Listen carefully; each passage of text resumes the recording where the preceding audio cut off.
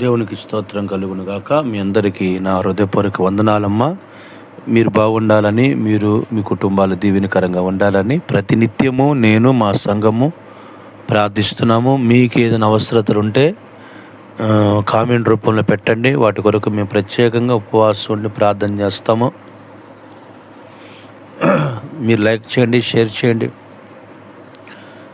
అలానే ఉదయకాలంలో వాక్యం ఉంటే అంతా మనకు ఆశీర్వాదకరం. యెషయా రాసిన గ్రంథంలో 41వ అధ్యాయంలో కొన్ని వచనాలు అక్కడ ఒక మాట రాయబడి ఉంది. నీ దేవుడైన యెహోవాకు నేను భయపడవద్దు, నేను నీకు సహాయం చేసేదను చెప్పుచు నీ కుడి చేతిని పట్టుకొని ఉన్నా. మొదటగా దేవుడు మన కుడి చేయి పట్టుకొని ఉండాలి. మనల్ని దేవుడు ముందుకు నడిపించాలి. దేవుడు మనల్ని ముందుకు నడిపించాలంటే, దేవుడు మనల్ని ముందుకు కొనసాగింపు చేయాలంటే మొదటగా మనం చేయాల్సిన పని ఏంటంటే, దేని విషయంలో కూడా మనం భయపడవద్దు.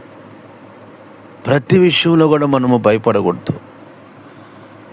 దేవుడు నువ్వు నమ్ముకుంటే ఆయన నిన్ను పట్టుకొని నిన్ను ముందు కొనసాగింపు చేయాలంటే మొదటగా నువ్వు ధైర్యంగా ఉండటానికి ప్రయత్నించే. అందుకని నీతిమంతులు సింహమలే ధైర్యంగా ఉంటారని వాక్యం సెలవిస్తా ఉంది. దేనికి భయపడుతున్నావు? దేనికి కన్నీళ్ళు పెట్టుకుంటున్నావు? దేనికి కృంగిపోతున్నావు? నా సహోదరి సహోదరుడా, ఉదయకాలంలో దేవుడు భయపడవద్దా అంటాడు. ఏ ప్రాబ్లం వచ్చినా వాటిని నేను సాల్వ్ చేస్తాను దేవుడు చెబుతున్నాడు. రెండోది, దేవుని యొక్క సహాయాన్ని ప్రభువు మనకు అనుగ్రహించాలని చూస్తున్నాడు. నీవు దేవుని సహాయం కొరకు ఎదురు చూస్తేనట ఆయన నీ కుడి చేయి పట్టుకొని ఉంటాడట. నువ్వు మనుషుల సహాయం కొరకు ఎదురు చూస్తున్నంతవరకు దేవుడు నీ చేయి పట్టుకోడంట. ఈరోజు నువ్వు ఎటువంటి ఆర్థికమైన సహాయంలో ఇబ్బందుల్లో ఉన్నా నా ప్రభు వాటన్నిటి నుంచి నేను విడుదల చేస్తాను. దేవుడి యొక్క సహాయాన్ని పొందుకోవాలని ప్రభు మాట్లాడుతూ ఉన్నాడు.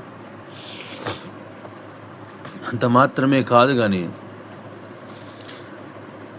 ఆయనని మనము మర్చిపోకుండా, ఆయనని మనం విడిచిపెట్టకుండా ఉంటే ఖచ్చితంగా దేవుడు మనల్ని ఆయన హస్తంతో పట్టుకొని మనం వెళ్ళవలసిన గమ్య స్థలానికి, వెళ్ళవలసిన మార్గానికి ప్రభు మనల్ని నడిపిస్తాడు.